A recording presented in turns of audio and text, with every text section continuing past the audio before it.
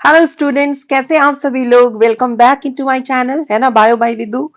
आज हम लोग पढ़ने वाले हैं function of the tubules. I have started with the chapter respiratory product and there elimination. उसके 3 लेक्चर्स जो है मैं ऑलरेडी अपलोड कर चुकी हूँ अपने चैनल पे। जो लोग मेरे चैनल पे नए हैं वो लोग जाकर मेरी वीडियोस देख सकते हैं, है ना। So we have covered various things in this chapter already.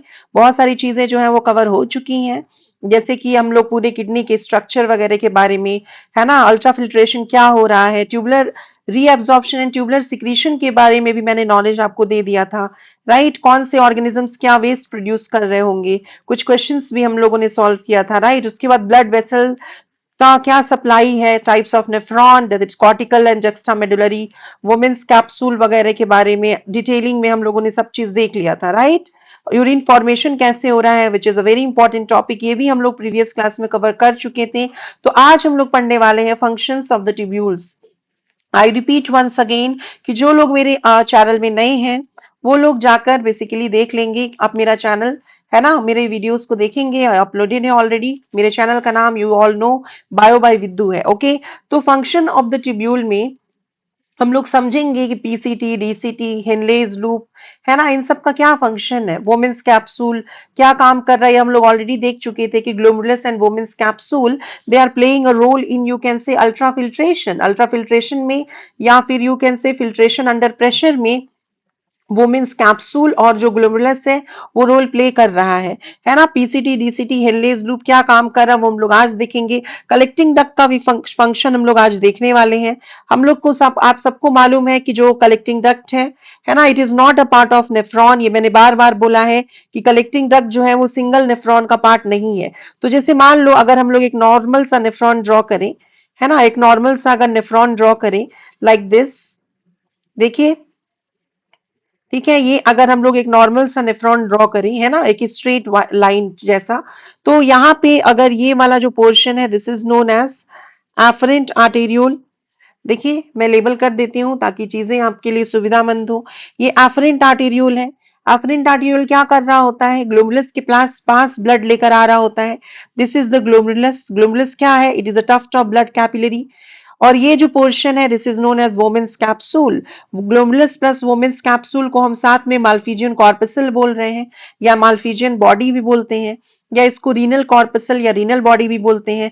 Malpighian word माल्फिजाई नाम के साइंटिस्ट से आया है, ये बात ऑलरेडी हो चुकी थी। ये जो पोर्शन है this is the efferent arteriole which takes blood away from the glomerulus. Right, अब ये जो इफरेंट आर्टेरियोल है मैंने आपको प्रीवियस क्लासेस में बताए थे कि एक्चुअली में ये क्या कर रहा होता है, एक ब्लड वेसल बना रहा होता है अपने आसपास, है ना, एक ब्लड वेसल बना रहा होता है, पेरीट्यूबुलर कैपिलरी का नेटवर्क बना रहा होता है अपने आसपास।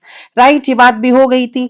और ये जो है this is the blood vessel, suppose this is what, this is the blood vessel. जो कौन बना रहा है एक्चुअली में, ये कौन बना रहा है, इफरेंट आर्टेरियोल जो है वही आपका क्या बना रहा होता है, ब्लड वेसल, है ना, पेरीट्यूबुलर कैपिलरी बना रहा होता है। आपको मैंने प्रीवियस क्लास में बताया था कि हिनलेज लूप के पास जो पेरीट्यूबुलर कैपिलरी है उसको हम क्या बोल रहे होते हैं, उसको हम वासा रेक्टा बोल रहे होते हैं। जो कैपिलरी का नेटवर्क हिनलेज लूप के पास है उसको हम वासा रेक्टा बोल रहे होते हैं। ये जो पोर्शन है यहाँ मैक्सिमम रीअब्जॉर्प्शन होगा, इसको हम पीसीटी बोलते हैं, है ना। फिल्ट्रेट इस तरह से मूव कर रहा होगा, ये जो होगा this is the descending limb of Henle's loop.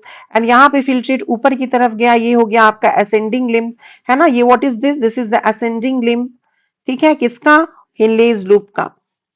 Ascending limb of what, Henle's loop, understood. और ये क्या हो गया, this is the descending limb of loop of Henle या हिनलेज लूप, अंडरस्टूड। उसके बाद से आपका क्या हो रहा है, ये वाला जो पोर्शन है this is known as DCT, और ये जो पोर्शन है this is known as collecting duct. Right, CD मतलब कलेक्टिंग डक्ट। कलेक्टिंग डक्ट जो है आपको याद रखना है ये एक स्ट्रेट ट्यूब होता है। ये सब बातें हो चुकी हैं, ये एक नेफ्रॉन का पार्ट नहीं है। कई सारे डीसीटी जो है आपस में कन्वर्ज होते हैं तब जाकर एक कलेक्टिंग डक्ट बन रहा होता है। अब क्या होता है बेसिकली, दो चीजें मैं आपको इस ब्लड वेसल के थ्रू समझाऊंगी। एक हो गया आपका ट्यूबुलर रीएब्जॉर्प्शन, ठीक है, ट्यूबुलर रीएब्जॉर्प्शन। और दूसरा जो चीज है दैट इज ट्यूबुलर सिक्रीशन, है ना। यूरिन फॉर्मेशन जो हम लोगों ने कल पढ़ा था उसमें मैंने आपको साफ साफ बताया था कि इट इन्वॉल्व्स 3 स्टेप्स, है ना? Ultra filtration, tubular reabsorption and tubular secretion. तो ट्यूबुलर रीअब्जॉर्प्शन का क्या मतलब हो रहा था? ट्यूबुलर रीअब्जॉर्प्शन किसको बोल रहे थे? यानी कि देखिए, आपको याद है ना, मैंने आपको बताया था प्रीवियस क्लास में कि ग्लोमुलस में से छन के जो चीजें वोमेन्स कैप्सूल में आ रही हैं, उसको हम क्या बोल रहे थे? ग्लोमुलर फिल्ट्रेट बोल रहे थे, है ना? और 1 मिनट में कितना जीएफआर बन रहा था? बताओ, ये आप लोगों को याद होगा। 1 मिनट में कितना जीएफआर बन रहा था? जीएफआर कितना था 1 मिनट में? ग्लोबल फिल्ट्रेशन रेट कितना था? 125 ml पर मिनट था, यस और नो? और एक दिन में कितना जीएफआर होता है? 180 लीटर होता है पर डे। लेकिन यूरिन हम कितना फॉर्म करते हैं एक दिन में? एक दिन में यूरिन हम कितना फॉर्म कर रहे होते हैं? यूरिन जो है वो सिर्फ 1 to 1.5 लीटर ही फॉर्म होता है 1 डे में, यस और नो? इतना ही यूरिन हम लोग एक दिन में फॉर्म कर रहे होते हैं। तो बाकी जो 99% होता है, 99% ऑफ जीएफआर का क्या होता है फिर? 99% ऑफ द जीएफआर का होता है ट्यूबुलर रीएब्जॉर्प्शन, यस और नो? तो ट्यूबुलर रीअब्जॉर्प्शन का मतलब हुआ कि जो रीनल ट्यूब्यूल है ना, उसमें जो अच्छी अच्छी चीजें हैं, जो हमारे ब्लड के लिए अच्छी हैं, जो हमारे बॉडी के लिए अच्छी हैं, वो जो है वो फिर से ब्लड के अंदर चला आएगा। वो फिर से किस में चला आएगा? वो फिर से ब्लड के अंदर चला आएगा। उसको हम बोल रहे हैं ट्यूबुलर रीअब्जॉर्प्शन। पहले कॉन्सेप्ट समझो। ट्यूबुलर रीअब्जॉर्प्शन का मतलब हुआ कि जो यूजफुल चीजें होंगी, है ना, हमारे बॉडी के लिए, जैसे सोडियम, है ना, ग्लूकोज, अमाइनो एसिड, थोड़ा बहुत यूरिया ऑल्सो, अंडरस्टूड, वो कहाँ चला आएगा फिर से? वो फिर से चला आएगा कहाँ पे? आपका रीनल ट्यूब्यूल से ब्लड वेसल्स में चला आएगा, पेरीट्यूबुलर कैपिलरी में चला आएगा, अंडरस्टूड। और ट्यूबुलर सिक्रीशन का क्या मतलब हुआ? कि ब्लड में जो हार्मफुल चीजें हैं, जैसे कि एक्सेस में अगर H+ आयंस है, या फिर K+ आयन है, या अमोनिया है, तो ब्लड में जो हार्मफुल चीजें हैं वो चली जाएंगी कहां पर? रीनल ट्यूब्यूल्स में। वो चली जाएंगी कहां पर? रीनल ट्यूब्यूल्स में, ताकि वो जो चीजें हैं वो छन कर यूरिन के थ्रू बाहर निकल जाए। समझ में आया? तो tubular reabsorption and tubular secretion बिल्कुल अपोजिट है एक दूसरे से। ट्यूबुलर रीअब्जॉर्प्शन में यूजफुल चीजें रीनल ट्यूब्यूल से आ जाती हैं ब्लड में, और जो आपके ट्यूबुलर सिक्रीशन है उसमें जो हार्मफुल चीजें हैं वो ब्लड से चली आती हैं कहाँ पे? रीनल ट्यूब्यूल में। समझ में आया कि नहीं आया? तो ये जो चीजें हैं ये हम लोग आज देखने वाले हैं। जैसे कि अगर हम लोग बात करें बेसिकली, ये देखो, अगर हम लोग बात करें तो पीसीटी से जो चीजें हैं ब्लड में चली आती हैं, बहुत सारी चीजें, जैसे ग्लूकोज, अमाइनो एसिड, है ना? फिर ये जो descending limb of Henle's loop है, इससे पानी चला आता है। Ascending limb of Henle's loop से बेसिकली जो सोडियम है ना, NaCl है, ये सब चला आएगा। डिस जो आपका डीसीटी है और कलेक्टिंग डक्ट है, इसमें से भी पानी वगैरह जो है ब्लड वेसल में आ सकता है, कलेक्टिंग डक्ट से भी आ सकता है। तो जो चीज ब्लड के अंदर आ रहा है, जो चीजें ब्लड के अंदर आ रही हैं, है ना, और रीनल ट्यूब्यूल से बाहर निकल रही हैं, ये एरो का साइन आपको समझ में आ रहे हैं? इस एरो का साइन का क्या मतलब हुआ? कि ये चीजें रीनल ट्यूब्यूल से बाहर निकलेंगी और ब्लड वेसल के अंदर आएंगी, और उन चीजों को हम बोलेंगे ट्यूबुलर रीअब्जॉर्प्शन। वहीं पर जो चीज ब्लड से आपका ट्यूब्यूल के अंदर गया, जो चीजें ब्लड से ट्यूब्यूल के अंदर गया, उसको हम क्या बोल रहे हैं? We are calling it what? उसको हम क्या बोल रहे हैं? उसको हम बोल रहे हैं ट्यूबुलर सिक्रीशन। समझ में आ रहा है कि नहीं? उसको हम बोल रहे हैं tubular secretion. Is is clear? तो ये जो मैंने कलर है उसको आपको डिनोट कर दिया है। ये जो कलर है इससे जो मैंने डिनोट किया है, ये ट्यूबुलर सिक्रीशन के लिए है। एरो के साथ भी आप देख सकते हो, ये ब्लड वेसल से बाहर निकल रहा है। और ये जो कलर है ब्लैक, इसको मैंने डिनोट किया है ट्यूबुलर रीअब्जॉर्प्शन के लिए, जो हम लोग अभी समझेंगे। तो यूरिन फॉर्मेशन में 3 स्टेप्स इन्वॉल्व होती हैं। यूरिन कहाँ बन रहा है? कलेक्टिंग डक्ट में जब फिल्ट्रेट आ रहा है तभी जाकर हम शब्द का इस्तेमाल करेंगे यूरिन, उसके पहले नहीं करेंगे। तो 3 स्टेप्स कौन से थे यूरिन फॉर्मेशन में, जो हम लोगों ने कल ही पढ़ा था? एक तो ultra filtration, filtration under great pressure, है ना, ये हम लोगों ने ऑलरेडी, मैंने आपको एक्सप्लेन कर दिया था, अच्छे से समझा दिया था। उसके बाद से आपका ट्यूबुलर रीअब्जॉर्प्शन होगा और ट्यूबुलर सिक्रीशन होगा। इज दिस क्लियर और नॉट? तो ये जो चीजें हैं हम लोग आज डिटेल में समझने वाले हैं कि किन किन चीजों का जो है वो ट्यूबुलर रीअब्जॉर्प्शन होता है और किन किन चीजों का जो है वो ट्यूबुलर सिक्रीशन होता है। तो ये हम लोग डायग्रामेटिकली समझेंगे, है ना, तब आपको अच्छे तरीके से समझ में आएगा। And I just request you all कि आप मेरे साथ ही नोट्स बनाओ, ताकि आपका नोट साथ में बन जाए, है ना, और अच्छे से समझ में आ जाए।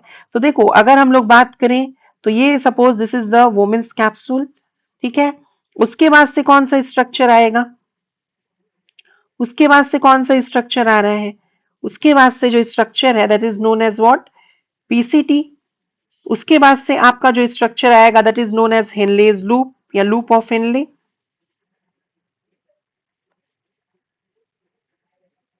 ये देखिए, ये लूप ऑफ हेनले है ना। उसके बाद से जो स्ट्रक्चर आएगा that is known as DCT, and finally जो स्ट्रक्चर आएगा which will extend from the cortex to the medulla that is known as collecting duct. Understood. अब यहां पर आपको समझने की जरूरत पड़ेगी एक चीज कि ये जो रीजन्स हैं, है ना, ये जो रीजन्स हैं ये कहाँ पे लोकेटेड है बेसिकली। ये जो रीजन्स हैं, या फिर थोड़ा सा मुझे और बेहतर करना पड़ेगा, रुक जाओ, थोड़ा ऊपर और बनाना पड़ेगा। ये जो रीजन है ये हो गया किसका, this is the region of the cortex, ये कॉर्टेक्स का रीजन है। और ये जो रीजन है दिस इज द मेडुला। समझ में आ गया कि नहीं। कॉर्टेक्स, किडनी का कॉर्टेक्स में कौन कौन सी चीजें मौजूद थी किडनी के कॉर्टेक्स में, बताओ। वोमेन्स कैप्सूल, और वोमेन्स कैप्सूल ही इनक्लोज कर रहा था किसको, ग्लोमेरुलस को, है ना। तो जो ग्लोमेरुलस है वो भी आपका कहाँ पे मौजूद है बेसिकली, ग्लोमेरुलस भी कहाँ पर मौजूद है, वो भी आपका कॉर्टेक्स रीजन में ही मौजूद है ना। ये क्या है, this is the women's capsule, let me label them also. हालांकि हम लोग बहुत बार मैंने लेबलिंग कर दी है, तो आपको इतना तो समझ में आ गया होगा कौन क्या है। This is the glomerulus, this is the proximal convoluted tubule, this is the Henle's loop. ठीक है, ये क्या हो गया, this is the Henle's loop. और हेनलेज लूप जो है ये इसका, ये कौन सा सेगमेंट है, this is the ascending limb. समझ में आ गया, असेंडिंग लिम्ब, असेंडिंग ये वाला नहीं है, sorry for that, one second. इसमें फिल्ट्रेट नीचे आएगा ना, इसमें फिल्ट्रेट नीचे आएगा तो ये डिसेंडिंग लिम्ब हो गया, है ना। तो ये आपका क्या हो गया, डिसेंडिंग लिम्ब हो गया। और ये वाला जो है, जो अभी मैं जहां एरो बना रही हूं, वो हो गया असेंडिंग लिम्ब। तो ये वाला जो है this is the ascending limb, और ये वाला जो है this is the descending limb. समझ में आ गया कि नहीं।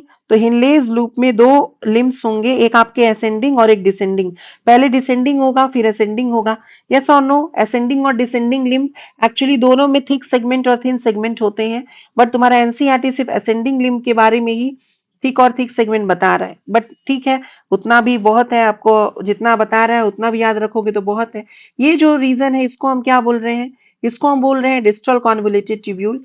और ये जो पोर्शन है, ये बना नहीं पूरा, वन सेकेंड, ये जो पोर्शन है इसको हम क्या बोल रहे हैं, we are calling it collecting duct. इसको हम क्या बोल रहे हैं, कलेक्टिंग डक्ट।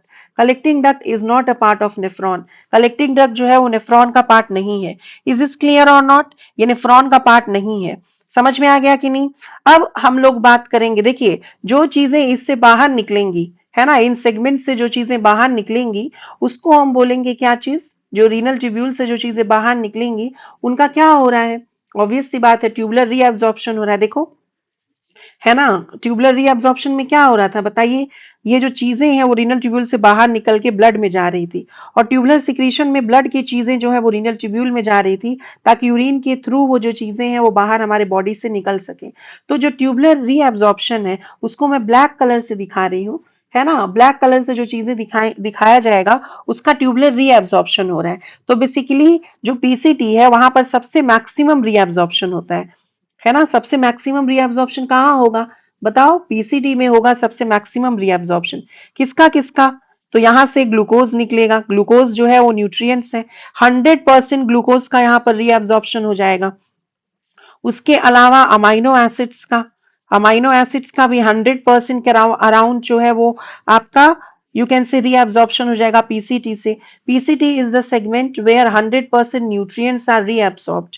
ये आपको याद रखना है, 100% न्यूट्रिएंट्स कहां से रीअब्सॉर्ब हो जाएगा, पीसीटी से। उसके बाद से अप्रोक्सीमेटली 70 to 80% पानी जो है वो पीसीटी से ही क्या होगा, रीअब्सॉर्ब हो जाएगा।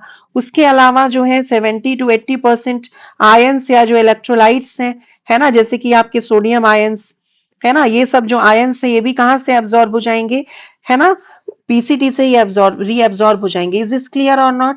एक्चुअली जो पीसीटी होता है उसमें क्या प्रेजेंट होता है, सोडियम पोटेशियम पंप होता है। ध्यान से सुनिए, पीसीटी में सोडियम पोटेशियम पंप होता है जो सोडियम को क्या करता है, ब्लड में मूव करता है और पोटेशियम को यहाँ पर अंदर लाएगा, और उसमें क्या होगा, एटीपी का एक्सपेंडिचर होगा। इसीलिए हम लोग बोलेंगे कि एक्टिवली कर रहा है किसका, इलेक्ट्रोलाइट का ये रीएब्जॉर्प्शन। एक्टिव वर्ड का मतलब ही हो गया कि एटीपी एक्सपेंडिचर लगेगा। समझ में आ रहा है कि नहीं? तो पीएच ये पीसीटी जो है वो सोडियम पोटेशियम पंप रखता है, जिसकी वजह से सोडियम का रीएब्जॉर्प्शन हो जाएगा। ये आपको याद रखने की जरूरत है। ठीक है, उसके बाद से आपके कौन कौन से यहाँ पे इलेक्ट्रोलाइट्स हो सकते हैं? सोडियम हो सकता है अप्रोक्सीमेटली 70 to 80%। सोडियम के अलावा यहाँ पे आपके फॉस्फेट हो सकते हैं। समझ में आया? फॉस्फेट हो सकते हैं जिसका ट्यूबुलर रीअब्जॉर्प्शन होगा। उसके अलावा और क्या हो सकता है आपका? कैल्शियम हो सकता है ना? कैल्शियम के अलावा आपका मैग्नीशियम हो सकता है। इन सब चीजों का जो ट्यूबुलर रीअब्जॉर्प्शन है वो कहां पर हो रहा है? बेसिकली पीसीटी में हो रहा है। समझ में आया? तो PCT is the place where tubular reabsorption of maximum substance occurs. As a whole अगर हम लोग बात करें तो 60 to 70% रीएब्जॉर्प्शन वो पीसीटी के एरिया में ही हो जाएगा। समझ में आ रहा है? पीसीटी में ही हो जाएगा। पीसीटी में ऑब्लिगेटरी रीएब्जॉर्प्शन हो रहा है किसका? ग्लूकोज का, अमीनो एसिड का। 100% न्यूट्रिएंट्स रीएब्जॉर्ब हो जाएंगे पीसीटी में। अगर ग्लूकोज रीएब्जॉर्ब नहीं हो पाया पीसीटी में और अगर यूरिन के अंदर ग्लूकोज मिल गया तो इसका मतलब है कि यूरिन में कोई ना कोई प्रॉब्लम है। ग्लाइकोसूरिया बोलेंगे उस कंडीशन को, presence of glucose in the urine. और पर्सन जो है वो डायबिटिक हो सकता है, डायबिटीज मेलाइटस हो सकता है उसको। 70 to 80% वाटर, 70 to 80% इलेक्ट्रोलाइट्स, ये सब जो चीजें हैं ये आपके कहाँ रीएब्जॉर्ब हो जा रहे हैं? तो these things are actually reabsorbed in the PCT segment. PCT regions में ही इन सब चीजों का क्या हो रहा है? बेसिकली रीअब्जॉर्प्शन हो रहा है। आई होप आपको ये चीज समझ में आ गई होगी।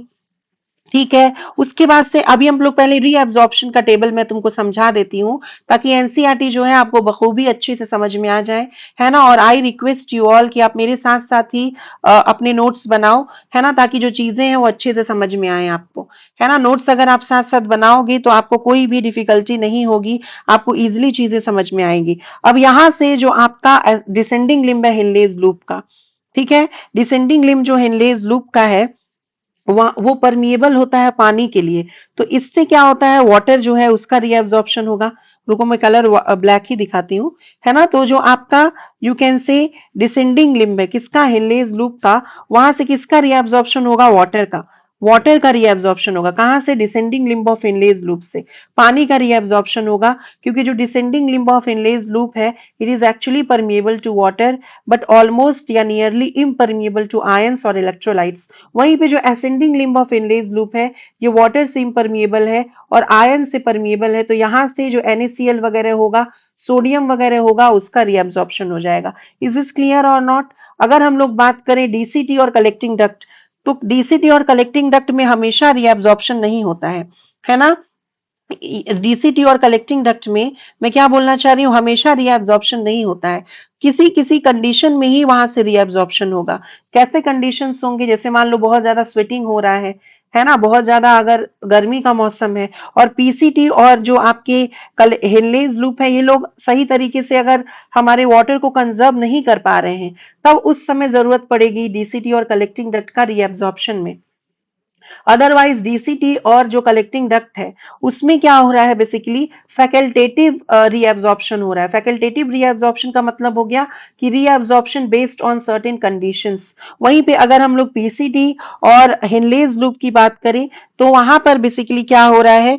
वहां पे ऑब्लिगेटरी रीअब्जॉर्प्शन हो रहा है, यानी कि रीअब्जॉर्प्शन यहाँ पर होगा ही होगा, है ना? और हिनलेज लूप में भी जक्स्टा मेडुलरी नेफ्रॉन्स में हेनलेज लूप अगर लंबा होता है, आपको मालूम है, आपको मैंने प्रीवियस क्लासेस में पढ़ाए हैं। तो हेनलेज लूप में भी जक्स्टा मेडुलरी नेफ्रॉन की यहाँ पे बेसिकली बात हो रही है क्योंकि कॉर्टिकल नेफ्रॉन का तो हेनलेज लूप जो है वो बहुत शॉर्ट होता है। तो उस नॉर्मल कंडीशन में मेन रोल जो है वो पीसीटी का होगा। समझ में आ रहा है? तो पीसीटी और हेनलेज लूप जो है ये ऑब्लिगेटरी रीअब्जॉर्प्शन कराएंगे, यानी इनमें रीअब्जॉर्प्शन होगा ही होगा अगर ये प्रेजेंट है तो। अगर हेनलेज लूप लॉन्ग है तो उसमें रीअब्जॉर्प्शन होगा ही होगा। लेकिन डीसीटी और कलेक्टिंग डक्ट में जो रीअब्जॉर्प्शन है वो फैकल्टेटिव होगा, वो कंडीशनल होगा, उसमें कंफर्म नहीं है कि वो आपका रीअब्जॉर्प्शन होगा ही होगा। कब रीअब्जॉर्प्शन होगा? जब आपका यू कैन से ब्लड प्रेशर फॉल हो गया, जीएफआर जो है वो फॉल हो गया, तब एक मैकेनिज्म चलेगी बॉडी में जिसके बारे में हम लोग आगे बात करेंगे, जिसको हम बोलते हैं रास mechanism, renin angiotensin aldosterone system. ये कब चलती है? जब बीपी फॉल हो जाता है। और उस समय किसका रोल आता है? डीसीटी और कलेक्टिंग डक्ट। और उस समय कई सारे हॉर्मोन्स होंगे जो कि यहाँ से रीअब्जॉर्प्शन करवाएंगे, जैसे एल्डोस्टेरोन हो गया, देन आपका यू कैन से ADH, that is anti diuretic hormone, है ना, जो कि हाइपोथैलेमस में बनता है। तो ये सब जो चीजें हम लोग आगे देखेंगे। अभी आपको ये समझ में आया होगा कि पीसीटी और हिनलेज लूप में ऑब्लिगेट रीअब्जॉर्प्शन होगा, वहीं पे जो डीसीटी है और कलेक्टिंग डक्ट है वहां पे फैकल्टेटिव रीअब्जॉर्प्शन होगा। I hope I am very clear till now. अब डीसीटी से कौन कौन सी चीजों का रीअब्जॉर्प्शन हो सकता है? जो डीसीटी है एरिया है, वहां से भी जो आपका रीअब्जॉर्प्शन हो सकता है चीजों का, लेकिन हमेशा नहीं होगा। वहां पे क्या होगा? कलेक्ट ये यू कैन से कि कंडीशनल रीअब्जॉर्प्शन हो रहा है। किसका हो सकता है? तो पानी का हो सकता है। और किसका हो सकता है? सोडियम आयंस का हो सकता है। उसके अलावा और किसका हो सकता है? तो बाइकार्बोनेट आयंस का हो सकता है। समझ में आ रहा है कि नहीं? तो डीसीटी में आपका बाइकार्बोनेट आयंस का, पानी का, सोडियम का रीअब्जॉर्प्शन हो सकता है। और कलेक्टिंग डक्ट से किसका रीअब्जॉर्प्शन हो सकता है? इससे भी large amount of water could be reabsorbed. आपका एनसीईआरटी वर्ड यूज कर रहा है कुड। कुड मतलब हो सकता है, क्योंकि कंडीशनल है ना, तो इसीलिए 100% तो कंफर्म नहीं है, इसीलिए NCERT is using the word could. उसके अलावा और किस चीज का रीअब्जॉर्प्शन होगा? सोडियम का होगा। ठीक है, तो कलेक्टिंग डक्ट से भी आपका पानी वगैरह का या जो सोडियम वगैरह है उसका रीअब्जॉर्प्शन हो सकता है। इज इज क्लियर और नॉट? समझ में आया कि नहीं? लेकिन कलेक्टिंग डक्ट और जो हेनलेज लूप है उस उसमें जो रीअब्जॉर्प्शन है, उसमें वो क्या हो रहा है, कैसे हो रहा है, तो वो जो है वो कंफर्मेटरी नहीं है, वो आपका यू कैन से फैकल्टेटिव है, कंडीशनल है। Is this clear? यहां तक आपको समझ में आ गई होगी। देखो, इसमें से स्मॉल अमाउंट ऑफ यूरिया भी इससे बाहर निकलता है। जो कलेक्टिंग डक्ट का टर्मिनल पोर्शन है, यहां से क्या होता है, स्मॉल अमाउंट ऑफ यूरिया बाहर निकलकर ये मेडुलरी इंटरस्टिशियल फ्लूइड में आता है। यहाँ पर जो चीजें हैं इसको बोलेंगे मेडुलरी इंटरस्टिशियम फ्लूइड। समझ में आया? तो मेडुला के अंदर जो ऑस्मोलैरिटी है, मेडुला के अंदर जो ऑस्मोलैरिटी है वो 1200 मिली ऑस्मोल पर लीटर होती है। वहीं पे कॉर्टेक्स में जो ऑस्मोलैरिटी है वो 300 मिली ऑस्मोल पर लीटर होती है। ऑस्मोलैरिटी का मतलब होता है अमाउंट ऑफ सॉल्यूट। ऑस्मोलैरिटी का क्या मतलब हो गया? Amount of solute, amount of solute dissolved in per liter of solution। समझ में आया? ऑस्मोलैरिटी मतलब amount of solute which is dissolved इन पर लीटर ऑफ सॉल्यूशन। और ये कॉर्टेक्स में कितना होता है? कॉर्टेक्स में आपका होगा अप्रोक्सीमेटली 300। इसका यूनिट क्या है? मिली ऑस्मोल पर लीटर। और मेडुला के टिप में कितना होगा? मेडुला, जैसे जैसे मेडुला में हम जाएंगे, नीचे जाते जाएंगे, ऑस्मोलैरिटी बढ़ते जाएगी। और ये कितना होगा? ये हो जाएगा 1200 मिली ऑस्मोल पर लीटर। समझ में आ गया कि नहीं? और जो मेडुला में हाई ऑस्मोलैरिटी है, medulla has a high osmolarity. समझ में आया? Why is the osmolarity of the medulla high? In order to produce a concentrated urine, because Henle's loop जो है वही इंपॉर्टेंट रोल प्ले कर रहा है कॉन्सेंट्रेटेड यूरिन प्रोड्यूस करने में। और किसकी वजह से हाई ऑस्मोलैरिटी होता है? दो चीज, दो सॉल्यूट की वजह से। One is urea and one is NaCl। NaCl कैसे आया हम लोग आगे चलकर देखेंगे, लेकिन यूरिया कहां से आ रहा है? मेडुलरी इंटरस्टिशियल फ्लूइड में। आपको समझ में आया होगा। तो कलेक्टिंग डक्ट का जो टर्मिनल पोर्शन है वो यूरिया से परमिएबल है, और इसीलिए थोड़ा बहुत यूरिया हमेशा निकल कर यहाँ पर आता है मेडुलरी इंटरस्टिशियल फ्लूइड में, जिसको MIF से डिनोट कर सकते हैं, मेडुलरी इंटरस्टिशियल फ्लूइड। और ये यूरिया फिर thin segment of Henle's loop of ascending limb of Henle's loop में जाएगा। ये यूरिया फिर से मैं बता रही हूँ, ये कलेक्टिंग डक्ट के टर्मिनल पोर्शन से कहाँ आएगा? तो ये आएगा मेडुलरी इंटरस्टिशियल फ्लूइड में, और फिर वो कहाँ जाएगा? Thin segment of ascending limb of Henle's loop में जाएगा। और फिर यूरिया जाएगा आपका थिक सेगमेंट में, फिर आपका डीसीटी में, फिर कलेक्टिंग डक्ट में, फिर यूरिन के थ्रू बाहर निकलेगा, और फिर थोड़ा सा यूरिया यहाँ पे हमेशा बाहर निकलते रहेगा, ताकि मेडुला के अंदर जो हाई ऑस्मोलैरिटी है वो मेंटेन हो सके। समझ में आया? अब एक और क्वेश्चन हो सकता है कि ये जो thin segment of ascending limb of Henle's loop है, इसमें भी तो यूरिया होगा, तो इससे यूरिया बाहर क्यों नहीं निकल रहा है? इसमें यूरिया एंटर क्यों कर रहा है मेडुलरी इंटरस्टिशियल फ्लूइड के थ्रू? तो answer will be the urea का एंट्री जो है from the medullary interstitial fluid into the thin segment of ascending limb of Henle's loop is based on the concentration gradient. यानी urea यहाँ पे ज्यादा है, यहाँ पर कम है, इसीलिए यूरिया थिन सेगमेंट में एंटर कर रही है। समझ में आया कि नहीं आया आपको ये चीज? समझ में आया? तो यहाँ पर किस किस सेगमेंट से किस किस चीजों का बेसिकली ट्यूबुलर रीअब्जॉर्प्शन होता है, पहले ये बातें समझ में आ गई। बताओ कहां से किस किस चीज का ट्यूबुलर रीअब्जॉर्प्शन होगा, बोलो। थोड़ा बहुत जो ट्यूबुलर रीअब्जॉर्प्शन है अप्रोक्सीमेटली 70% ट्यूबुलर रीअब्जॉर्प्शन जो है पीसीटी से के प्लस का भी होता है, पोटाशियम आयंस का भी होता है। तो ये आपको याद रखना पड़ेगा। पहले के जो एनसीईआरटी बुक थे वहां पे ट्यूबुलर सिक्रीशन लिखता था के प्लस का, लेकिन ऐसा नहीं है, ठीक है। आपको ये याद रखना है के प्लस का ट्यूबुलर सिक्रीशन बहुत कम होता है, ऐसा नहीं है कि बिल्कुल नहीं होगा, लेकिन आप लोग नीट के स्टूडेंट हो तो you have to follow the NCERT. तो आप बताओ आपकी पीसीटी से किसका किसका ट्यूबुलर रीअब्जॉर्प्शन होगा? 70 to 80% water, 70 to 80% electrolytes, 100% nutrients, के प्लस आयंस, है ना, कई सारे सॉल्ट्स वगैरह का। Descending limb of Henle's loop से पानी का, असेंडिंग लिम्ब से Na प्लस और NaCl का, डीसीटी से बाइकार्बोनेट आयंस का, वाटर का और सोडियम का, और जो कलेक्टिंग डक्ट है उससे आपका Na प्लस का और वाटर का। यस और नो, समझ में आ गया कि नहीं? अब हम लोग समझते हैं कि ट्यूबुलर सिक्रीशन इन रीजन से किसका होता है। ये जो ट्यूबुलर रीअब्जॉर्प्शन हुआ ये किस में होगा? ब्लड वेसल्स में होगा। उसके बाहर जो पेरी ट्यूबुलर कैपिलरी होगी वहां चला जाएगा ये चीज रीअब्जॉर्ब होके। और जो हेनलेज लूप है उसका जो चीज है पानी और NaCl कहाँ जा रहा है? वासा रेक्टा में जा रहा है। समझ में आया होगा ये बात, अंडरस्टूड। अब ट्यूबुलर अगर हम लोग बात करें बेसिकली कि सिक्रीशन किस किस चीजों का हो रहा है, तो यहाँ पे बेसिकली कौन कौन सी चीजें जो है इसके अंदर आ रही हैं। तो ये जो आपका पीसीटी में क्या क्या चीजें अंदर आ रही है? H plus ions. और कौन अंदर आ रहा है इसके अंदर? और कौन आ रहा है? आपका अमोनियम। समझ में आया? अमोनिया और H प्लस आयन जो है वो पीसीटी के अंदर आएगा। जो चीज अंदर आएगा यानी कि वो पीसीटी के अंदर आ रहा है, यानी उसका पर्पस है कि यूरिन से वो चीज बाहर निकल जाए। तो ये जो H प्लस और आयन है और NH3 है, इसका क्या हुआ? इसका हुआ आपका ट्यूबुलर सिक्रीशन। समझ में आ रहा है कि नहीं? इनका क्या हुआ? ट्यूबुलर सिक्रीशन हुआ। और H प्लस के ही एक्टिव ट्यूबुलर सिक्रीशन की वजह से pH of urine is slightly acidic. Yes और नो, समझ में आया कि नहीं? उसके बाद से जो आपका डीसीटी है, डीसीटी में क्या क्या चीजों का ट्यूबुलर सिक्रीशन हो रहा है?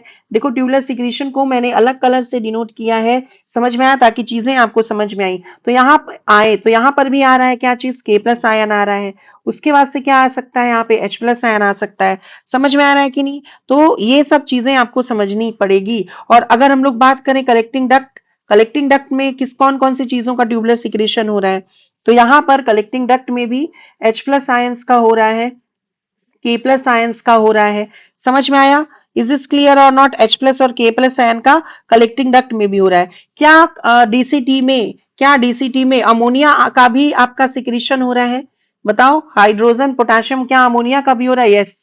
एनसीईआरटी के डायग्राम में ये चीज अमोनिया नहीं लिखा हुआ है, लेकिन टेक्स्ट में लिखा हुआ है, ये मैं आपको दिखाऊंगी। समझ में आया? अब ये जो चार्ट है आप इसका स्क्रीनशॉट ले सकते हो, या तो इसका आप क्या बोल सकते हैं, साथ साथ नोट्स लिख सकते हो। तो आपको ये चीज समझ में आ गया होगा कि कहाँ पे किस किस चीज का ट्यूबुलर एब्जॉर्प्शन और किसका ट्यूबुलर सिक्रीशन हो रहा है। पीसीटी में के प्लस का ट्यूबुलर रीएब्जॉर्प्शन होगा, H प्लस और NH3 का सिक्रीशन होगा। समझ में आया? डीसीटी में के प्लस अगर एक्सेस में है तो सिक्रीशन होगा, NH3 का सिक्रीशन होगा। ट्यूबुलर सिक्रीशन से क्या होगा कि जो ब्लड के अंदर गंदी चीजें हैं वो रीनल ट्यूब्यूल्स में चली जाएंगी, ताकि यूरिन से के थ्रू हमारे शरीर से बाहर निकल जाए। और ट्यूबुलर सिक्रीशन से क्या होगा? पीएच और आयोनिक बैलेंस या पीएच और सॉल्ट का बैलेंस मेंटेन होगा। तो basically tubular secretion PCT, DCT और कलेक्टिंग डक्ट रीजन में हो रहा है। यानी हम लोग बोल सकते हैं कि पीएच और आयोनिक बैलेंस मेंटेन करने के लिए पीसीटी, डीसीटी और कलेक्टिंग डक्ट ही मेजर रोल प्ले कर रहे हैं। ऐसा और नो? तो PCT, DCT and collecting duct, they are actually playing the major role in maintaining the, you can say, ionic balance. Is this clear or not? समझ में आया कि नहीं ये चीजें? यस। क्या डीसीटी और कलेक्टिंग डक्ट में हमेशा रीएब्जॉर्प्शन होगा? आप बोलोगे नहीं, कंडीशनल रीएब्जॉर्प्शन होगा। कंडीशनल रीएब्जॉर्प्शन मतलब क्या होगा कि अगर स्ट्रेसफुल कंडीशन, अगर पानी की स्कैर्सिटी है, इंसान स्वेटिंग कर रहा है, जीएफआर फॉल हो गया है, बीपी कम हो गई है, तब डीसीटी और कलेक्टिंग डक्ट में हार्मोन्स की वजह से रीएब्जॉर्प्शन होगा। वैसे रीएब्जॉर्प्शन को हम फैकल्टेटिव रीएब्जॉर्प्शन बोलते हैं। क्या बोल सकते हैं वैसे रीएब्जॉर्प्शन को? वैसे रीएब्जॉर्प्शन को हम बोलेंगे फैकल्टेटिव। फैकल्टेटिव मतलब क्या हो गया? कंडीशनल। समझ में आया? तो डीसीटी और कलेक्टिंग डक्ट में फैकल्टेटिव रीअब्जॉर्प्शन हो रहा है, वहीं पे अगर हम लोग हेनलेज लूप और पीसीटी की बात करें, पीसीटी और हेनलेज लूप की अगर हम बात करें, तो वहां पर आपका ऑब्लिगेटरी रीअब्जॉर्प्शन होगा। समझ में आ रहा है कि नहीं? Obligatory reabsorption. अगर आपसे कोई एग्जामिनर क्वेश्चन पूछे कि during the time of emergency या स्ट्रेसफुल सिचुएशन, जैसे कि आपका स्वेटिंग हो रहा है या जीएफआर कम हो रहा है, तो उस समय मैक्सिमम रीअब्जॉर्प्शन कहाँ होगा? मैक्सिमम रीअब्जॉर्प्शन कहाँ होगा? तो please do not right DCT या कलेक्टिंग डक्ट। उस समय भी आप डीसीटी या कलेक्टिंग डक्ट नहीं लिखोगे। उस समय मैक्सिमम रीअब्जॉर्प्शन उस समय भी पीसीटी में ही होगा। समझ में आया? मैक्सिमम रीअब्जॉर्प्शन हमेशा पीसीटी के अंदर ही हो रहा है, लेकिन कंडीशन ऐसे कंडीशंस में डीसीटी और कलेक्टिंग डक्ट में भी रीअब्जॉर्प्शन होगा। आई होप आप मेरे क्वेश्चन को अच्छे तरीके से समझ पाए होगे, है ना? दोनों में क्या अंतर है? पीसीटी में ही मैक्सिमम रीअब्जॉर्प्शन होता है, इसीलिए नेचर ने पीसीटी को simple cuboidal epithelium with brush border दिया हुआ है, जिसके बारे में मैंने आपको ऑलरेडी बताया हुआ है। समझ में आया कि नहीं? थोड़ा सा हम लोग हिनलेज लूप के बारे में एक्स्ट्रा देखेंगे, थोड़ा जानने की कोशिश करेंगे। देखिए, जो ये रुको, ये पेन सही नहीं है, ये ले लेते हैं, ठीक है? हिनलेज लूप के बारे में हम देखते हैं, या लूप ऑफ हिनले। समझ में आ गया? लूप ऑफ हिनले में आपका कौन कौन से सेगमेंट्स है? देखिए, लूप ऑफ हिनले में ये जो है आपका डिसेंडिंग लिम्ब है ना? डिसेंडिंग लिम्ब जो लूप ऑफ इनले का है, जब वो शुरू हो रहा होता है ना, तो वो पीसीटी के जितना ही साइज होता है, बाद में वो पतला होता है। बट ये सब चीज तुम्हारा एनसीईआरटी नहीं बोल रहा है, तो हम लोग इसको ज्यादा नहीं तवज्जो दे रहे हैं, ज्यादा नहीं लिख रहे हैं। और ये जो हिनलेज लूप है, ये कहाँ पे प्रेजेंट होगा? This is present in the medulla, जहां पे ऑस्मोलैरिटी टिप पे कितना हो जाता है? 1200। और उसके ऊपर के जो चीजें होंगे वो कहाँ प्रेजेंट होंगे? कॉर्टेक्स में, जैसे ग्लोमुलस, वोमेन्स कैप्सूल, पीसीटी, डीसीटी, ये सब कॉर्टेक्स में होगा। और वहां पे ऑस्मोलैरिटी कितना होगा, है ना? 300 मिली ऑस्मोल पर लीटर। डीसीटी में और कम हो जाता है, डीसीटी में कितना होता है? 200 के करीब हो जाता है। क्यों? अभी मैं आपको समझाऊंगी क्यों होता है ये। इसमें ऑस्मोलैरिटी, ये डीसीटी है ना? इंटरनेशनल लिटरेचर्स में 100 to 200 भी लिखा हुआ है, डीसीटी में 200 हो जाता है। समझ में आया कि नहीं? आपको याद रखने की जरूरत है। अब ये जो सेगमेंट है, this is known as descending limb of Henle's loop. This is known as descending limb of Henle's loop, और इसे हम बोल रहे हैं ascending limb of Henle's loop.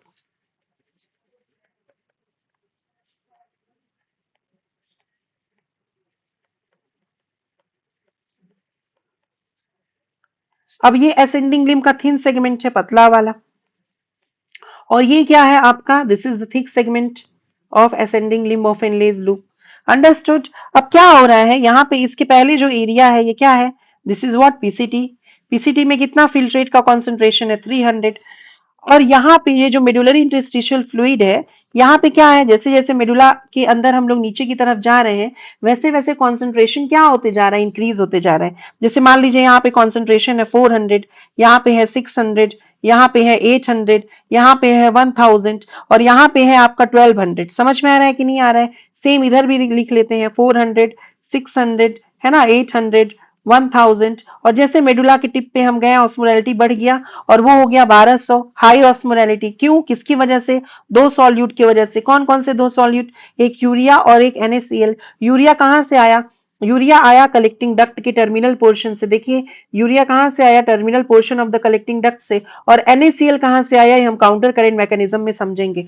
समझ में आया कि नहीं? ये यूरिया जो है, वो जो जब कलेक्टिंग डक्ट से आ रहा है मेडुलरी इंटरस्टिशियल फ्लूइड में, और फिर वो जब thin segment of ascending limb में जा रहा है लेज लूप के, उस और फिर से यहाँ से यूरिया जो है फिर से अपना ऐसे ऐसे आ रहा है, और फिर यूरिन के थ्रू भी बहुत सारा यूरिया निकल के चला जा रहा है। इसको यूरिया रिसाइक्लिंग बोलते हैं, यूरिया साइकिल नहीं। यूरिया साइकिल कहाँ हो रहा है? वो तो लिवर के सेल्स में हो रहा है, लेकिन इसको बोलेंगे यूरिया रिसाइक्लिंग। समझ में आया? ये चीज ये फिर से मैं बता दूंगी, काउंटर करेंट मैकेनिज्म में फिर से बता दूंगी, ठीक है? टेंशन लेने की जरूरत नहीं है। अब क्या होता है ना, ये जो फिल्ट्रेट है जब पीसीटी से नीचे की तरफ उतरता है, तो ये डर जाता है। क्या चीज देख के डर जाता है? ये देखता है कि अरे मेरे बाहर में जो सराउंडिंग मीडियम है, ये तो बहुत ज्यादा कॉन्सेंट्रेटेड है, ये तो बहुत ज्यादा कॉन्सेंट्रेटेड है, अब मैं क्या करूं? ये तो बहुत ज्यादा कॉन्सेंट्रेटेड, अब मैं क्या करूं? अब ये सोचता है कि देखो, आपको ये चीज पता होना चाहिए। देखिए, किसी चीज को कॉन्सेंट्रेट करने के लिए, है ना, किसी चीज को कंसंट्रेट करने के लिए आप क्या कर सकते हो? या तो आयंस का एडिशन कर सकते हो, आयंस या सॉल्ट, या जिसको इलेक्ट्रोलाइट्स बोल सकते हैं, उसका हम या तो एडिशन करेंगे तब चीजें कॉन्सेंट्रेटेड होंगी, या दूसरा चीज आप क्या कर सकते हो, रिमूवल कर सकते हो, किसका, पानी का। अगर वाटर का रिमूवल करोगे तो भी चीजें कॉन्सेंट्रेट होंगी। यस और no, you know this things. अगर हम लोग आयंस ऐड करेंगे तो चीज तो भी कॉन्सेंट्रेट होगा मीडियम, और अगर वाटर का रिमूवल करेंगे तो भी कॉन्सेंट्रेट होगा। वहीं पे अगर हम किसी चीज को डाइल्यूट करना चाहते हैं तो उसमें क्या करेंगे, हम ऐड करेंगे पानी, ठीक है, इसका अपोजिट कर देंगे, या रिमूव कर देंगे आयंस को, इलेक्ट्रोलाइट्स को या सॉल्ट को। यस और नो। तो अगर डाइल्यूट करना चाहते हैं तो पानी ऐड करना पड़ेगा और आयंस रिमूव, और कॉन्सेंट्रेट करना है तो आयंस ऐड और water remove. Is this clear और नॉट? अब क्या हो रहा है बेसिकली, यहाँ पे समझने की कोशिश करिए। यहाँ पे अब जब पीसीटी का फिल्ट्रेट नीचे की तरफ descending limb of Henle's loop में आया, तो ये देखा कि मेरे बाहर का जो सराउंडिंग मीडियम है, मेडुलरी इंटरस्टिशियल फ्लूइड है, वो तो कॉन्सेंट्रेटेड है, वहां पे कॉन्सेंट्रेशन ज्यादा है। अब ये क्या करता है, ये पीसीटी का जो फिल्ट्रेट है, ये अपने आप को क्या करेगा, बाहर के मीडियम के जैसा बनाना चाहेगा। आप लोगों को पता है ना, हम जिस तरह के माहौल में रहते हैं उसी हिसाब से हम लोग ढल जाते हैं। तो ये जब देखता है कि बाहर में जो मीडियम है वो कॉन्सेंट्रेटेड है, तो ये भी अपने आप को क्या करेगा, कॉन्सेंट्रेटेड बनाने की कोशिश करेगा। इज दिस क्लियर और नॉट? ये चीज समझ में आई कि नहीं? तो ये अपने आप को कॉन्सेंट्रेट बनाने के लिए descending limb of Henle's loop क्या कर सकता है, या तो इसके अंदर आयंस का वो ऐड कर सकता है। आयंस अगर हम ऐड करते हैं तो भी कॉन्सेंट्रेट हो जाएगा, या तो वो पानी को रिमूव कर सकता है। इनमें इन दोनों में से एक चीज कर सकता है, या दोनों चीज भी वो कोशिश करेगा करने का। लेकिन जो descending limb of Henle's loop है वो वाटर से परमिएबल है, लेकिन आयन से परमिएबल नहीं है। याद रखने की जरूरत है। आपको मैंने पहले भी बताया था, जो descending limb of Henle's loop है, देखिए ये जो descending limb of Henle's loop है, ये क्या है, दिस इज इम्परमिएबल, ठीक है, इट इज इम्परमिएबल। किससे इम्परमिएबल है, पानी से। समझ में आया कि नहीं? वहीं पे जो ascending limb of Henle's loop है, ये क्या है, ये मैंने क्या लिख दिया, इम्परमिएबल टू इलेक्ट्रोलाइट्स। ये पानी से परमिएबल है और इलेक्ट्रोलाइट से इम्परमिएबल है। जो descending limb of Henle's loop है वो इलेक्ट्रोलाइट्स के लिए इम्परमिएबल है, यानी ना इलेक्ट्रोलाइट्स उससे बाहर निकलेंगी, ना इलेक्ट्रोलाइट्स बाहर से अंदर आएंगी। वहीं पे जो ascending limb of Henle's loop है, ये इम्परमिएबल टू वाटर है और परमिएबल टू इलेक्ट्रोलाइट है। समझ में आया कि नहीं? असेंडिंग लिम्ब क्या है, इम्परमिएबल है, किससे, पानी से, है ना, एंड परमिएबल है किससे, इलेक्ट्रोलाइट से, आयंस वगैरह से, एंड परमिएबल टू आयंस या इलेक्ट्रोलाइट्स। समझ में आया? और जो डिसेंडिंग लिम्ब है ये किससे आपका परमिएबल है, ये पानी से परमिएबल है। समझ में आया? याद कैसे रखोगे, देखो पानी और आयंस दोनों में कौन ज्यादा जरूरी है बताओ। मैंने ऐसे याद रखा है, आप भी ऐसे याद रख सकते हो, ठीक है। पानी और आयंस दोनों में कौन ज्यादा जरूरी है? ऑब्वियस सी बात है भाई, पानी है तो जीवन है, जल ही जीवन है। तो पहले डिसेंडिंग लिम्ब आ रहा है कि पहले असेंडिंग लिम्ब आ रहा है? पहले डिसेंडिंग लिम्ब आता है भाई, फिल्ट्रेट पहले नीचे की तरफ जाते हैं हिनलेज लूप का। तो जो पहले आया उसमें जो ज्यादा जरूरी है वो परमिएबल हो जाएगा, ऐसे मैंने याद रखा। यानी पानी ज्यादा जरूरी है, तो डिसेंडिंग लिम्ब पहले आया, तो ये परमिएबल टू वाटर है। आप याद रखने का तरीका है ये। और किससे इम्परमिएबल है, इलेक्ट्रोलाइट से इम्परमिएबल है। बाद में क्या आया, असेंडिंग लिम्ब। और पानी और आयंस में बाद में क्या जरूरी है, आयंस उतना जरूरी नहीं है पानी के कंपैरिजन में। यस और नो?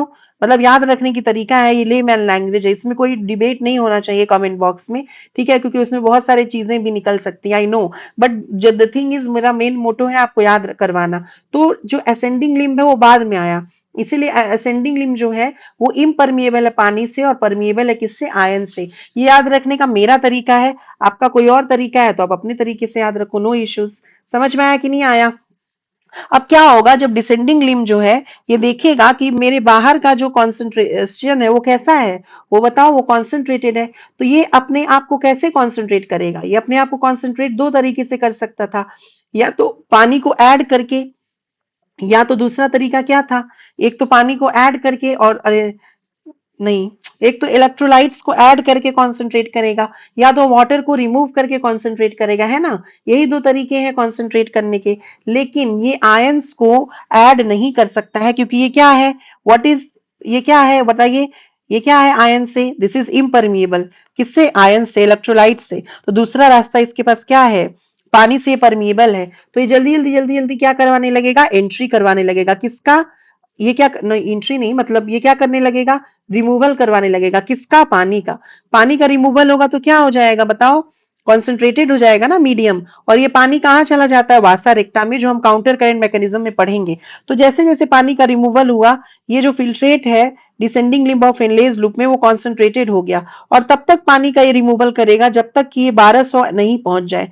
समझ में आया कि नहीं? तो ये जो फिल्ट्रेट है कॉन्सेंट्रेटिंग डिसेंडिंग लिम्ब का, ये 1200 पहुंच जाता है। यानी डिसेंडिंग लिम्ब जो है वो कॉन्सेंट्रेटिंग लिम्ब है कि डाइल्यूटिंग लिम्ब है, बताइए। डिसेंडिंग लिम्ब ने क्या किया, कॉन्सेंट्रेट किया फिल्ट्रेट को, किया डाइल्यूट किया। तो डिसेंडिंग लिम्ब जो है इनलेज लूप का है ना, descending limb of loop of Henle जो है, it is concentrating the filtrate, इसीलिए इसको हम बोलेंगे कॉन्सेंट्रेटिंग लिम्ब। समझ में आया कि नहीं? ये क्या है, कॉन्सेंट्रेटिंग लिम्ब है। अब क्या हो रहा है, अब फिल्ट्रेट ऊपर की तरफ चढ़ रहा है। अब फिल्ट्रेट कहाँ जा रहा है, असेंडिंग लिम्ब में जा रहा है। और देखेगा फिल्ट्रेट कि मैं तो कॉन्सेंट्रेटेड हूं, लेकिन बाहर का जो मीडियम है वो डाइल्यूट है, यस और नो? बाहर देखो 1000 है, फिर 800, 600, 400। अब ये देखेगा मैं तो कॉन्सेंट्रेटेड हूं, तो अब मैं फिर से ये क्या करना चाहेगा, अपने आप को डाइल्यूट करना चाहेगा। लेकिन क्या ये पानी रिमूव कर सकता है? ये नहीं रिमूव कर सकता है पानी, है ना। डाइल्यूट करने के लिए पानी रिमूव करते तो डाइल्यूट, अरे ये क्या बोल सकते हैं, पानी अगर ऐड करते तो ये क्या हो जाता, डाइल्यूट हो जाता। पानी ऐड करने से क्या होता है, चीजें डाइल्यूट होती हैं। लेकिन क्या ये पानी ऐड कर सकता है? नहीं। क्यों? क्योंकि ये इम्परमिएबल है, किससे, पानी से। अब दूसरा रास्ता क्या होता है डाइल्यूट करने का, एक तो पानी ऐड करना, जो ये नहीं कर सकता। क्यों? क्योंकि ये पानी से क्या, इम्परमिएबल है। और दूसरा, ये आयंस को रिमूव करके क्या कर सकता है, अपने आप को डाइल्यूट कर सकता है। तो इसीलिए यहां से क्या होने लगता है ना, यहाँ से आयन का रिमूवल होने लगता है, Na+Cl-, है ना, NaCl, इन सब का क्या होने लगता है, रिमूवल होने लगता है। जिसकी वजह से क्या होता है, ये आपका फिल्ट्रेट डाइल्यूट होने लगा। उसके साथ साथ ये जो थीन सेगमेंट है, इसमें कैसे हो रहा है रीअब्जॉर्प्शन, पैसिवली, है ना। यहाँ पे क्या हो रहा है, यहाँ पे पैसिवली हो रहा है, ठीक है। वहीं पे लेकिन जो थिक सेगमेंट है उसमें एक्टिवली होगा, यानी एटीपी का एक्सपेंडिचर होगा। क्यों? क्योंकि थिक सेगमेंट में होता है sodium potassium pump. Thick segment of ascending limb of Henle's loop में क्या होगा, सोडियम पोटेशियम पंप, जो एक्टिवली क्या करेगा, बहुत सारा जो आपका Na+ है उसको बाहर निकले कर जाएगा, किस, और क्या अंदर लेकर आएगा, K+, और उसमें क्या एनर्जी यूज होगा, एटीपी। समझ में आ रहा है कि नहीं? व्हाट आई एम सेइंग कि जो ascending limb of Henle's loop है, वहां पर जो रीअब्जॉर्प्शन हो रहा है वो एक्टिवली भी हो रहा है, और वो पैसिवली भी हो रहा है, और एक्टिवली भी हो रहा है। पैसिवली किसके थ्रू हो रहा है, thin segment of ascending limb of Henle's loop, और एक्टिवली किससे हो रहा है, thick segment of ascending limb, है ना। समझ में आया कि नहीं आया? अब यहां पर थिक सेगमेंट में क्या है, सोडियम पोटेशियम पंप है, जो जल्दी जल्दी आयंस को रिमूव करता है, और बहुत ज्यादा सोडियम जो है वो बाहर निकल जाते हैं। और इसी वजह से क्या होता है, डीसीटी में जब तक फिल्ट्रेट पहुंचता है तो वो 300 के बजाय 200 पहुंच जाता है। आप समझ पा रहे हो कि नहीं? अगर ये सोडियम पोटेशियम पंप नहीं प्रेजेंट होता thick segment of ascending limb of Henle's loop में, तो डीसीटी का जो आयोनिक कॉन्सेंट्रेशन होता, फिल्ट्रेट कॉन्सेंट्रेशन होता, वो 300 होता। लेकिन यहाँ पर ऐसा नहीं है। क्यों ऐसा नहीं है? क्योंकि हम लोग टेरेस्ट्रियल ऑर्गेनिजम्स हैं, and being a terrestrial organism we do not want to lose so much of ions and so much of you can say water through our urine. तो इसीलिए जो डीसीटी में फिल्ट्रेट का कॉन्सेंट्रेशन है वो 200 है, क्योंकि जो थिक सेगमेंट है उसमें सोडियम पोटेशियम पंप है, जो रैपिडली सोडियम का रीअब्जॉर्प्शन करेगा। और असेंडिंग लिम्ब जो है वो डाइल्यूट कर रहा है, देखो फिल्ट्रेट को डाइल्यूट कर रहा है, 1000 है, यहाँ पे क्या था, यहाँ पे 1000 था, 1000 से कितना हो गया, 800, फिर 600, फिर 400, फिर 200 तक चला गया। तो जो कहां पर, डीसीटी में। तो इसीलिए जो आपका असेंडिंग लिम्ब है ना, असेंडिंग लिम्ब जो है हेनलेज लूप का, उसको हम क्या बोल सकते हैं, उसको हम बोल सकते हैं डाइल्यूटिंग लिम्ब, डाइल्यूटिंग लिम्ब। और असेंडिंग लिम्ब में ही मिनिमम रीअब्जॉर्प्शन होता है। ये बहुत इंपॉर्टेंट क्वेश्चन बन सकता है नीट का। समझ में आया, असेंडिंग लिम्ब में किसका रीअब्जॉर्प्शन हुआ, सिर्फ आयंस का हुआ, यस और नो?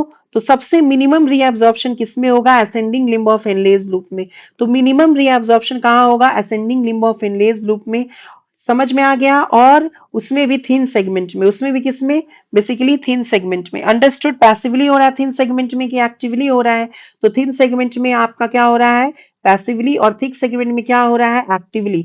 तो आपका जो हिनलेज लूप है उसमें जो रीअब्जॉर्प्शन है वो आपका एक्टिवली और पैसिवली दोनों तरीके से हो सकता है। और सबसे मिनिमम रीअब्जॉर्प्शन होगा ascending limb of Henle's loop में, मैक्सिमम कहाँ होगा, पीसीटी में। ये बातें समझ में आ गई होंगी आपको, यस और नो? ये चीजें आपको समझ में आ गई होंगी, ठीक है। समझ में आया कि नहीं? बताओ अभी फिर से हम लोग देखते हैं किसका किसका ट्यूबुलर रीअब्जॉर्प्शन हुआ, ट्यूबुलर सिक्रीशन। ये चार्ट देखो, है ना, इन सब का क्या हो गया, ट्यूबुलर रीअब्जॉर्प्शन। इसका ट्यूबुलर रीअब्जॉर्प्शन हुआ, ये वासा रेक्टा में पानी जाएगा, ये भी वासा रेक्टा में जाएगा। ये हम काउंटर करंट मैकेनिज्म में पढ़ेंगे। डीसीटी में और कलेक्टिंग डक्ट में कंडीशनल रीअब्जॉर्प्शन होता है, वहां पे हॉर्मोन्स का इन्वॉल्वमेंट होगा। और सिक्रीशन किसका किसका हुआ, कहाँ कहाँ पर, वो भी आप देख लो, है ना। वो आपको चार्ट आपको याद रखने की जरूरत है। ठीक है, तो पीएच और आयोनिक बैलेंस कौन कौन मेंटेन करेगा, पीसीटी, डीसीटी और कलेक्टिंग डक्ट। क्या कलेक्टिंग डक्ट नेफ्रॉन का पार्ट है, नहीं नहीं नहीं, एक नेफ्रॉन का पार्ट नहीं है कलेक्टिंग डक्ट। कई सारे डीसीटी जो है वो आपस में कन्वर्ज करके एक स्ट्रेट ट्यूब में खुलते हैं, जिसको जिसको कलेक्टिंग डक्ट बोलते हैं। तो कलेक्टिंग डक्ट एक स्ट्रेट ट्यूब है, और जब इसमें फिल्ट्रेट जाता है कलेक्टिंग डक्ट में, तभी हम यूरिन वर्ड का इस्तेमाल करते हैं। तो आई होप इतनी चीजें आपको समझ में आ गई होगी, है ना। अब एक बार हम लोग एनसीईआरटी रीड करते हैं। ठीक है, समझ में आया कि नहीं आया? तो एक बार हम लोग एनसीईआरटी रीड करते हैं। ठीक, देखो पीसीटी में भी एक्टिव रीअब्जॉर्प्शन होता है, याद रखने की जरूरत है, ये चीज याद रखना आप। अब देखिए यहाँ पे PCT, that is proximal convoluted tubule. PCT is lined by simple cuboidal brush border epithelium, है ना। Simple cuboidal brush border epithelium कैसा होता है, इस प्रकार का, जिसके ऊपर ब्रश बॉर्डर है। क्यों नहीं, उसको माइक्रोविलाई भी बोलते हैं ब्रश बॉर्डर को, क्योंकि भाई सबसे ज्यादा रीअब्जॉर्प्शन हो रहा है पीसीटी में। तो पीसीटी को नेचर ने सबसे ज्यादा काम दिया है, और नेचर जिसको सबसे ज्यादा काम देता है उसको कुछ सुविधाएं भी देती हैं। जैसे भगवान अगर आपको तकलीफ देते हैं ना, तो कोई रास्ता भी दिखाते हैं, उसी प्रकार से पीसीटी को अगर काम ज्यादा मिला है तो इसको सुविधा भी मिली है। क्या, तो इसके पास simple cuboidal brush border epithelium है, और उसके पास माइक्रोविलाई है, जो क्या कर रहा है, which increases the surface area for reabsorption nearly all of the essential nutrients. ठीक है, यानी 100% न्यूट्रिएंट जैसे अमाइनो एसिड, ग्लूकोज, इनका रीअब्जॉर्प्शन पीसीटी में होगा। 70 to 80% इलेक्ट्रोलाइट्स, जैसे कि आपका आयंस हो गया, सोडियम हो गया, है ना।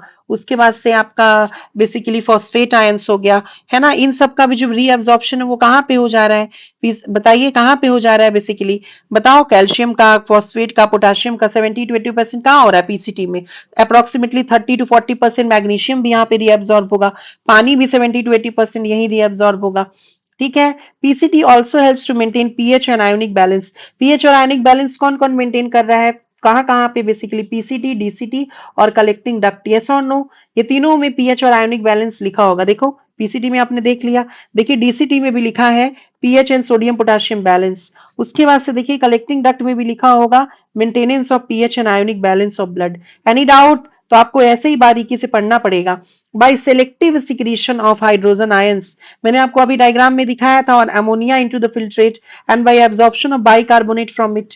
यस और नो, यहां से भी बाइकार्बोनेट आयंस का क्या हो रहा है, बाइकार्बोनेट भी लिख देते हैं। बाइकार्बोनेट का क्या होता है यहाँ पे, बाइकार्बोनेट का क्या होता है, ट्यूबुलर रीअब्जॉर्प्शन होता है। तो बाइकार्बोनेट आयंस में, इलेक्ट्रोलाइट्स में बाइकार्बोनेट इलेक्ट्रोलाइट्स का नाम मैंने नहीं लिखा था, तो वो भी याद रख लेना। समझ में आया कि नहीं? और देखिए यहाँ पे किसका किसका ट्यूबुलर सिक्रीशन हो रहा है, H+ और NH3 का। यस और no, I hope this is clear.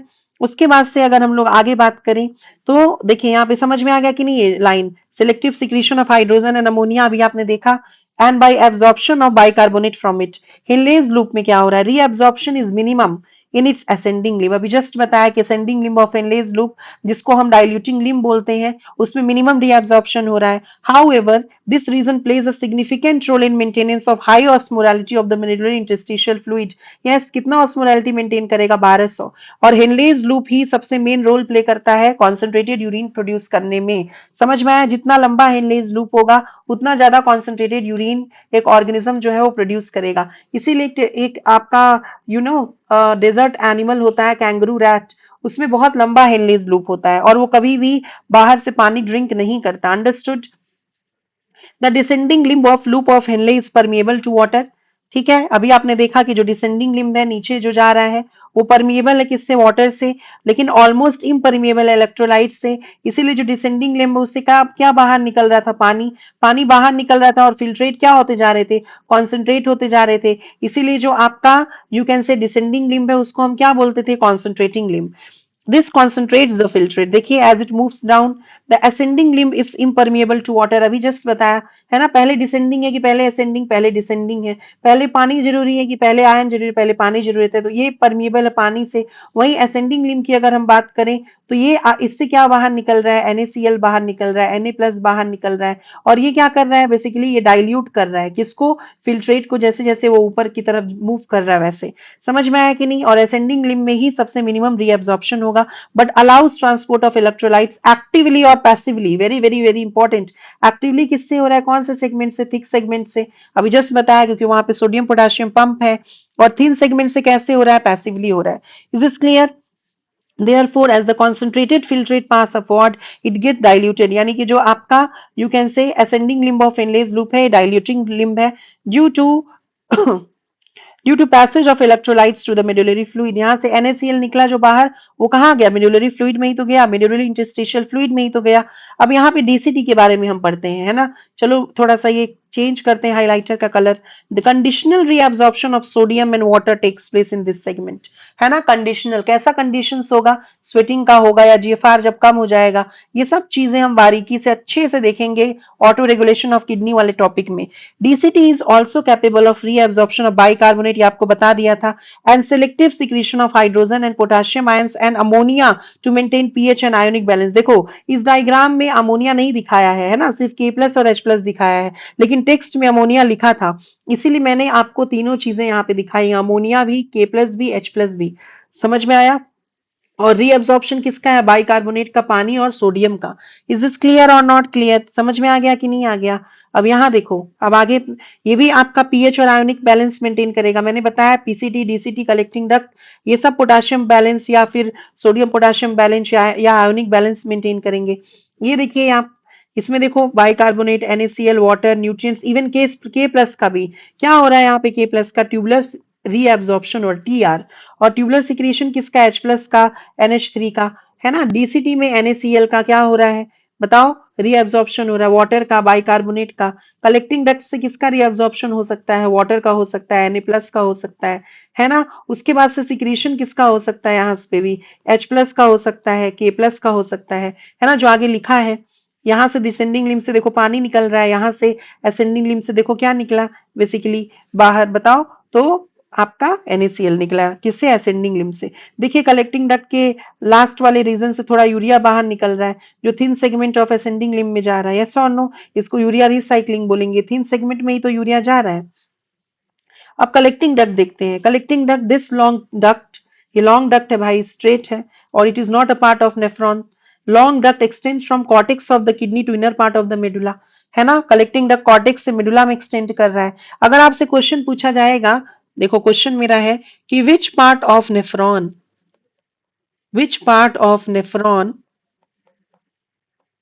extends from cortex to medulla, या कॉर्टेक्स टू मेडुला नहीं लिखते हैं, थोड़ा सा चेंज कर लेते हैं क्वेश्चन को, एक्सटेंड्स इन द मेडुला, या फाउंड, या फाउंड इन द मेडुला। ठीक है, one is PCT, second is Henle's loop, third is collecting duct, and four is both 2 and 3। चलो इसका आंसर दो मुझे कमेंट बॉक्स में, इसका क्या आंसर होगा। नेफ्रॉन का पार्ट होना चाहिए, याद रखना आंसर आपको क्या देना है, नेफ्रॉन का पार्ट होना चाहिए। तो क्या कलेक्टिंग डक्ट नेफ्रॉन का पार्ट है, नहीं नहीं नहीं है, तो आंसर विल बी व्हाट, क्या बोथ 2 and 3 आंसर होगा, बिल्कुल भी नहीं होगा। क्या आपका कलेक्टिंग डक्ट आंसर होगा, नहीं होगा। क्या होगा answer, Henle's loop. Henle's loop कहाँ प्रेजेंट है, मेडुला में प्रेजेंट है, यस और नो। समझ में आया? अब देखिए यहाँ पे large amount of water could B, देखिए कुड बी क्योंकि कंडीशनल हो रहा है ना, तो इसीलिए कुड वर्ड यूज किया है, मैंने आपको अभी बताया था। Large amount of water could be reabsorb from this region to produce which kind of urine, concentrated urine. This segment allow passage of small amount of urea, देखिए यूरिया निकल के कहाँ जा रहा है, मेडुलरी इंटरस्टिशियल फ्लूइड में जा रहा है। Yes, to keep up the osmolarity, ताकि वहां पे हाई ऑस्मोलैरिटी मेंटेन हो सके। हाई ऑस्मोलैरिटी दो लोगों की वजह से मेंटेन होती है, urea and NaCl। It also plays a role in maintenance of pH and ionic balance of blood by selective secretion of H+ and K+ ion, है ना। मैंने अभी आपको बताया कि H+ आयन और K+ आयन्स इसके अंदर आएंगे। अभी आपको मैंने डायग्रामेटिकली वो दिखाया है, अगर आपने मेरे साथ नोट्स बनाए हैं तो आपको पता होगा। यस और नो? तो यहीं पे हम लोग आज का लेक्चर जो है एंड करते हैं। आई होप आपको समझ में आया होगा। अगर समझ में आया है तो अपने फ्रेंड्स को भी सर्कुलेट करिए मेरे वीडियोस, ताकि इस चैनल की रीच बढ़ सके। और कमेंट सेक्शन में मुझे मोटिवेट करने के लिए आप जरूर लिखिए कि आपको ये लेक्चर कैसा लगा, क्योंकि आपके कमेंट ही मेरे लिए मोटिवेशन का काम करेंगे एंड वही मुझे मोटिवेशन देंगे कि मैं और लेक्चर्स अपलोड कर सकूं। Thank you so much students for watching. Bye, take care.